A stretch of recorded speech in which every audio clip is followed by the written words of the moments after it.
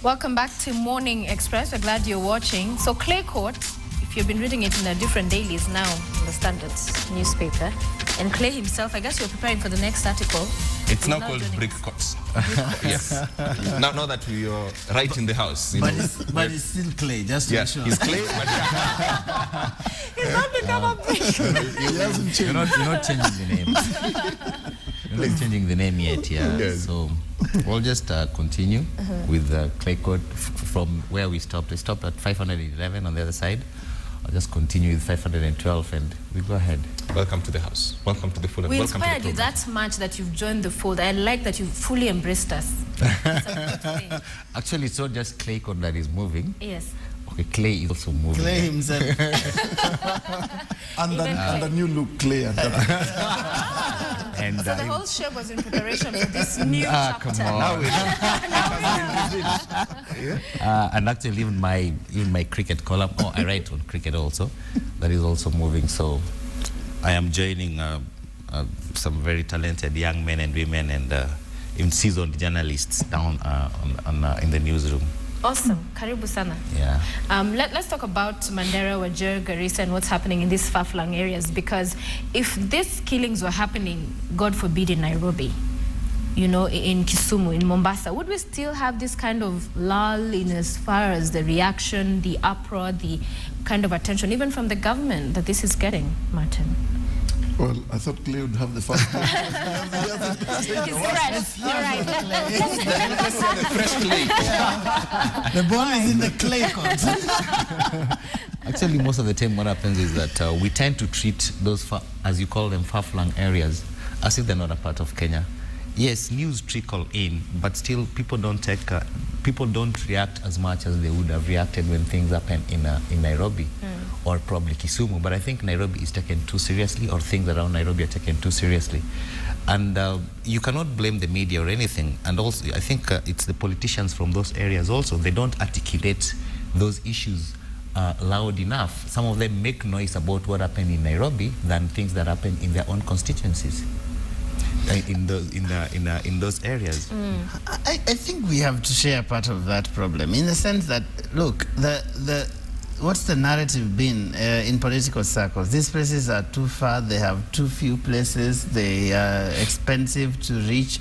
Even the people who, for example, campaign, they'll fly to Garissa once in a while or whatever, because they'll say how many votes are there. You know, so those people are seen in terms of just how few they are. And yet they have half of Kenya is up there. Yeah. So in a sense, systematically over the years, you haven't seen any kind of real development happening out there. It is a far place. The other day I had an interesting, because we've been covering it quite a bit, I would defend myself in that way. but then we had many stories that we were sending from there. So one of the days we were on air, and then we ran a story and said, no, but this is a story we had run earlier. Then, because not many people even realize, because every story that comes from out there is the same. So we have this mentality that if it is happening out there, oh, there are those guys fighting again, you know. Yet there are real issues there. If you go to Mandera and Wajir now to try and find out what is really going on there, it's a real serious question of political problems, inequality, ethnicity, clanism, and all of those things that have their roots in these years of depravity that have taken place, where these people actually feel they're not part of the bigger thing that we call Kenya. But I think as media, we are also in there like, yeah, it's expensive to get there. Because if something happens in Wajir, you have to fly someone there or drive for a number of days and get security and all of those things. And that's not very easy to deal with. I have a question. Where does Aden Duale represent? Where is his constituency? It comes from Garissa. It comes from Garissa, just up here. Because I agree with you that actually the media shares a part of the blame. But you see, like even the leaders from there, ever since this new government came, how many times have you heard Aden Duale address issues to do with that area? Most of the issues he addresses are more or less like Nairobi-related issues. That's why I'm telling you, the leaders from that area also, they don't make as much news. They also don't talk about that area. So as much as other people, as much as they talk about other areas. So the media is to be blamed also. They have to share part of the blame. But the leaders also, the people who are elected in that area, they also kind of practice that kind of parachute politics, where they go to their own areas and fly back to Nairobi. It's like they just fly there and come back to Nairobi. So we tend to see them more here than we see them on the other side. Because if at all they were on the other side, you probably say like, okay, fine, we are going to cover Aden Duale in Garissa. But you see, we are always covering Aden Duale here. We're always covering all those guys here in Nairobi. So speaking from State House. But it's majority leader. You see, so in fact, politics should be local first. He represents the people. Those are the people who voted him. Why we got him there? yeah, in fact, you know, the other day when they were having problems, URP, TNA, someone told him he's not. He's a minority leader. Really? That's the only- But Farah Maalim, who interviewed last week, put it this way. He said, look at the last 13 months. The president, how many times has the president been to Central Kenya? Many times. How many the president and deputy have been to Rift Valley? Many times. How often have they been to Northeastern? Okay, Never. fine. President Moi did not go to Northeastern for There like is no homecoming. Coming, I mean, So they don't come. They should create one or two. There's Duale several needs a they can- homecoming. Yeah, if the well, they should president also can do attend. their own yeah, probably.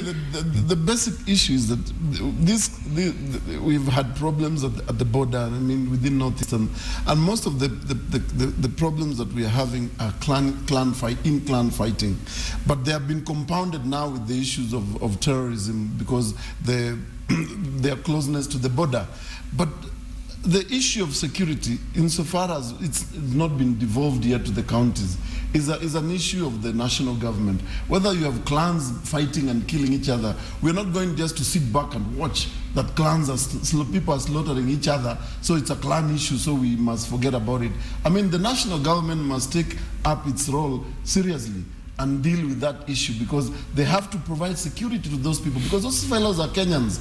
They're not Somalis. I mean, they're not, okay, they could be Kenyan Somalis or stuff like that, but they're Kenyans who are living there. So government has a duty to provide security to them and be able to ensure that they are living in a safe environment. And that should be also be in collaboration with the county government, because you can remember we have a lot of money which we've also given out to the county governments for their whatever projects. They can use part of that money to be able to buy equipment for the police there. You've seen other counties have bought vehicles, are equipping the police. You've seen Mombasa has done that, Machakos has done that. There's no reason why Wajir, Garissa, Mandera cannot cooperate and be able to equip the supplement sort of the security apparatus with the equipment and the personnel. But the national government must take it seriously to be able to do that. I expected before, when such an incident would happen, if it was during the reign of President Moi, I'm telling you, he would have flown there and just to console with the people. You know, people always want to feel leadership closer to them. If you can be able to traverse Coast Province, Rift Valley every other weekend, why don't they take a weekend and go to Northeastern and fly there and deal with the people? I think Duale should be able to convince the president and yeah, but I think with them. They should I think there is a deeper problem up there that needs dealing with, and I think to take Clay's point about the local leadership there, because the political dimension of this is very serious, because these are people, like I said, who have been who have a sense of grievance that they have been neglected over the last 50 years or more, and therefore they value their leaders a lot, because this is what they can hold on to, that these are people. And if you notice, I mean, the people who come from up there who end up in parliament and being governor, they're very sharp, brilliant people. If you can count all of them in this town. Even the current governors, if you speak to any of them, whether it's Mandera or Wajir, they are extremely brilliant people. So this political question manifests in this way. You have in Mandera, there are two main clans from what I understand, and they swept all the seats in Mandera, one clan, and in Wajir, this is the other. That's the guy swept under all the seats. And so there is this bubbling discontent that how can they take all of these things? So anytime there is a little thing, it just sparks, the whole because this one right now is at the border between Wajir and Mandera, that Gunana place. But the deep political dimension of this is really not being addressed. There are many counties where you have problems like that, but in some instances like Migori and Bungoma and Busia, they tried what some people have called negotiated democracy, where you decide that in Migori the Luos are the majority, but Machage can still be the senator. Because if it is just one man, one vote, he would never come anywhere near that seat. But they sit down and say, guys, we are all in this county. Can we work out? These communities are here to stay. I mean, you can't kick them out. So can we sit down and work out some deal where, fine, we'll still go to the ballot, but there's a sense in which people know that we have to vote in a particular way to maintain cohesion. I think our level of political development and cohesion demands that we do certain things. But the fact that we've left to the political class to do this negotiated democracy is the problem, because then the guys would decide in Northeast and would who else is going to do it? You're not going to come from, I don't even know which village you come from. To go he doesn't even know which village he comes from. That's my point. Anyway. My village has nothing to do with this discussion. I know someone who's called James Smart. Name betrays him. Yeah, you know, his village could be somewhere in Lancashire. but the point is that it has to be something that local leaders drive, honestly, because those are the people who have legitimacy in those places. You can't come from Kisumu to actually go and tell people in Mandera to do some kind of negotiated thing. You don't even know what clans are there and what sort of sensitivity. You know, one thing is that in as much as the people, local politicians tend to fall back on their tribes, there's one thing that actually they fail to miss, and I think you talked about it earlier on, that politics is local. You have to go back to those people. You have to represent, you have to talk to the issues of those people. You have to represent their needs. Like what you guys were discussing earlier is that most of these people, when they're speaking in parliament, they don't even know that actually, is this what their people actually want? When all these things about, we call it, about dialogue or lack of it and all that, they keep on saying that we are speaking for the people, but do they actually know what their constituents want? So that actually what is happening is that most of the leaders from there, they never go back to, they don't know what actually those people want. They don't know what those people are suffering from. Some of them actually read about these things also in the media, and when probably they fly there and find out and come back and say like, no, you guys did not report this thing correctly. This is the situation, this is the position. So there's always this back and forth, and I still blame it on the leaders. I still blame it on the leaders, because this confusion, even in the media, when you're saying like, you mentioned clans and you don't know which ones they are, you know. Right now, if at all you mention... Well, I do. I'm just being the trouble. No. I'm saying like that confusion in the media also, it's up to them to actually make it clear and say like, this is how these things are. These are the clans, and this is what is causing the fight. Because every time you listen to all these politicians, they all give conflicting reports. Nobody says like, this is the reason. When you listen to why there's cattle rustling even in Turkana, one person blames the other. When you report that, another person comes out. So the politicians themselves, the leaders, as you say, they actually have to come out and they need to represent their people. They need to stop living in Nairobi only. That's how even you look at what happened yesterday in Parliament, an issue of a motion of adjournment to discuss the issues in Garissa and Wajir was brought up by my local MP in Kangundo from Matungulu. Okay. Why would he be the one raising the issues in Wajir when we have all the MPs there, including Dwale himself? True. He should have been the one leading the forefront to ask for a motion of adjournment to discuss this matter and seek ways of how to deal with it. So you see, that's the kind of issue that we're talking about, and it requires both concerted efforts within both the national government and the local leadership. But I think there's something we also can do more, I mean, as a media, in the sense that most of the time the stories that come out of those places are when people fight. I mean, it's a mindset that every Kenyan out there has, the majority of them at least, is that these are those troublesome places where anytime you hear anything, someone has just killed another the other one person. of those stories. Yet, I mean, I went to Mandera one time and I was extremely amazed to see that they have a huge river called River Dawa, and there was a lot of irrigation and green stuff. I mean, I was saying, am I lost or something? I mean, is this really Mandera, there are so many interesting things that are happening there, like all the wind things that they're trying to develop in Turkana, in Marsabit and all of those things. I mean, a lot of people don't even know that more than half of Lake Turkana is actually in Marsabit County. And oh, really? Yes. You should write about that, please. So actually, we could also help to develop a mindset in Kenyans that actually there are a lot of good things that come out of that place, so that we take it as seriously as we take other places. Sophia said if that kind of killing was happening somewhere around here, there would be an uproar in the whole country, actually. But because it is just happening there, we'll make noise about it here. It's normal. But it is not that. Can you expect that to happen? Yeah, the simple things. I mean, like when I went in Mandera for about 7 to 10 days, I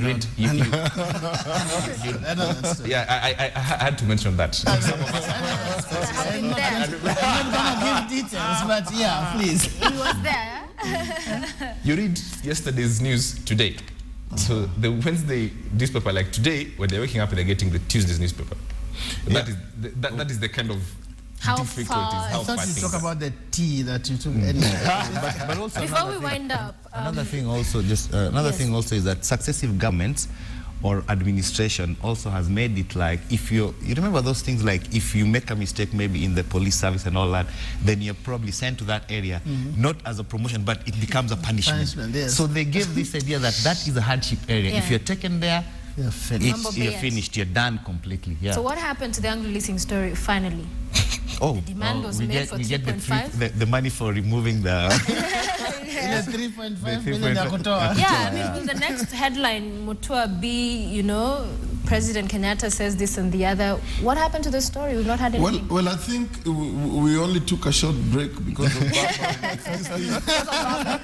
be back. When you are away, Anglo leasing story left the headlines. So I think we got muddled up with all this, and I think we'll still, since the ghosts have not slept, they will pop up to demand more. Okay. We will still... No, but yesterday court said they want the money back. A refund, and that the people who are involved in whatever way to be brought back. And last night, Raila was saying that there are some monies that are lying somewhere 16 billion. In Swiss, I had it. In Swiss accounts and everything. So I think there are going to be many dimensions to it. And as Sophia was asking before the break, if they were not that spirited in... the 1.4. Yes, so 3.5 is, they'll need double the efforts to get this. The mortician and the surgeon will show up again. There will be several others and more emails to direct payment. They're only... now we might even have an anesthetist somewhere.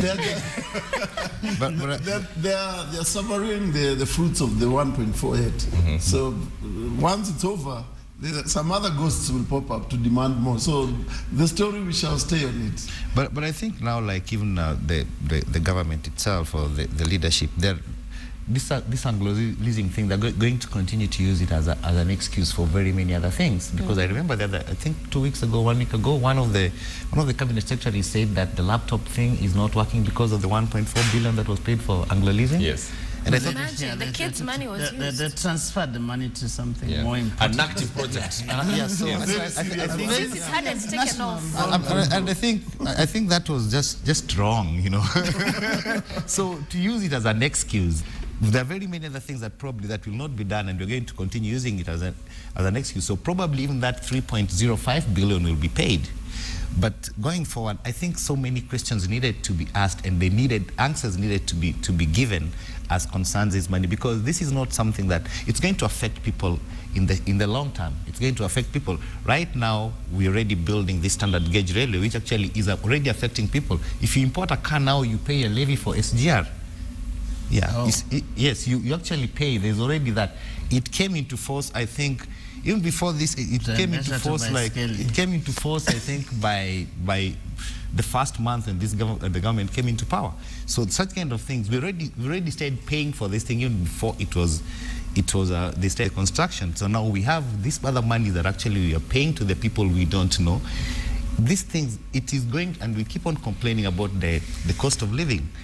This thing is still going to rise, and I think questions need to be asked, and answers need to be demanded, because they're going to use it as an excuse for very many other failures, or for very many other things that will not work.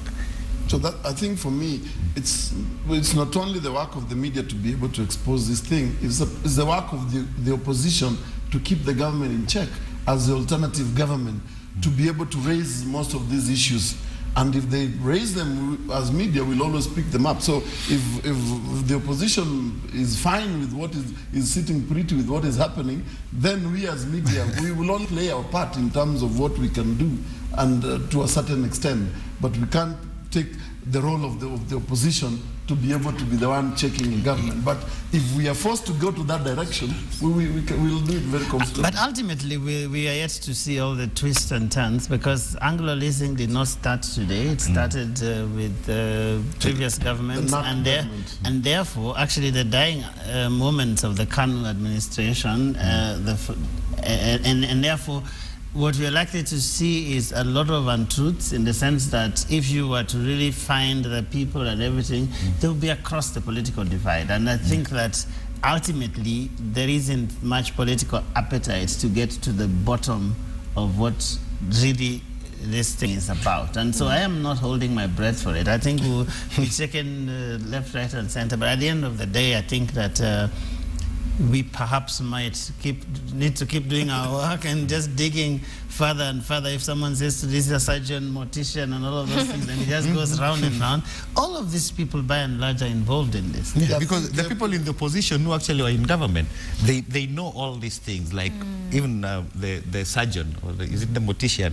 The surgeon is a CORD senator now, and I think even during the last government, the former Prime Minister Baba, I mean, yes, he was a part of all this investigation. Yeah, while he was in and actually, even Mr. Kenyatta also did some investigations during that time. Yeah. So all these people actually, I think if they don't talk about it, it's only that they're refusing to give us the information. Maybe they need that national dialogue. I think so. So I think what the talk has been is that just the corruption cartels have been it's all reinventing themselves with every government. They were in the NAC government. When the other one left, the Kibaki government. I once spoke to Martha Karwan. She said they are handed over. They handed over to each. Please take care of this. And you talk to the politicians, they will tell you. They know even the figures, the characters who are involved, but no one wants to mention them. Excellent. It's Thank all you, among thieves, eh? Clay, so what do we read? When do we have you on Standard newspaper? I should think that it should be on Standard on Sunday. Yeah, starting this Sunday. I don't want to take a break. Yeah, okay. Because if you take 1 week's break, then you'll always find an excuse for the next one. Yeah. But I think it should be Standard on Sunday. That is for clay court. Clay court. For cricket, who plays cricket? For the cricket, it should be for cricketers. That should be, I think. Is that the game or the little? The game. The gentleman's sport. Okay. Yeah, the gentleman's sport is not cricket. Let's not go that discussion. Sorry, I'm a villager, so the cricket I know is a bit different. Yes. I think that should be like probably on Monday, because after weekend matches, that should be on Monday. Okay, so what are we looking for this week? Very, very interesting. I think we'll have to keep monitoring what happens with this IEBC debate, and I think the dialogue and the discord around it is likely to just continue. But like I said, we will keep monitoring also Wajir, as we have done on the bottom line and all of these places. All right. Yes. And Mutua. We will stay on. Even on Anglo leasing. Thank you. Believe you me, they will not let the ghost put us down. Yeah. So and also the fact that the so-called talks have been shut down, I think it is going to be a major issue that definitely the opposition is going to react. So these are the stories we're going to be following. All right, gentlemen, your time on the show much appreciated. Enjoy your news day. Good. We'll try.